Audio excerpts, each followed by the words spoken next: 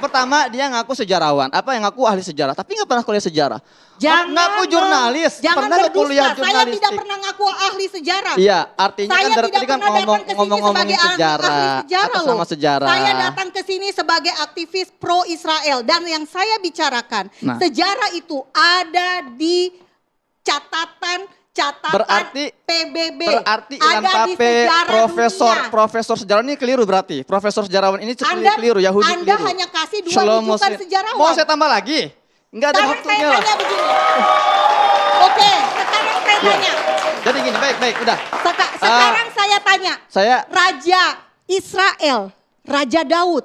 Tolong itu jangan kembali ke sejarah, jangan bahas sejarah karena ini bukan Please, bidangnya Mbak Monik ya. Hoax atau tidak? Jangan bahas sejarah, ini bukan bidang Raja Anda. Israel itu berdiri menjadi raja di kerajaan Israel. Itu lokasinya di mana?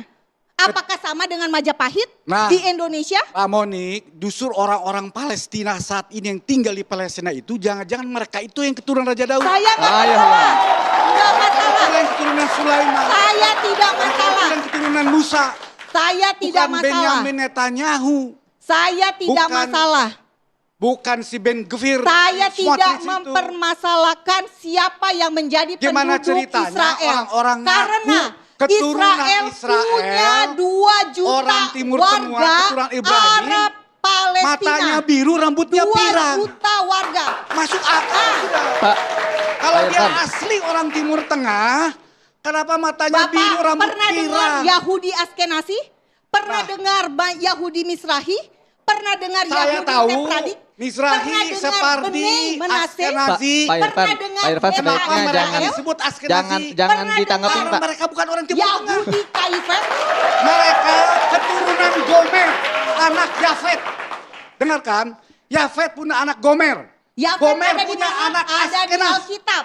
Yafet ada di Alkitab. Nenek moyangnya Netanyahu dan kawan-kawan bukan keturunan Sam. Bukan keturunan Abraham, bukan keturunan Ishak, bukan keturunan Yakub.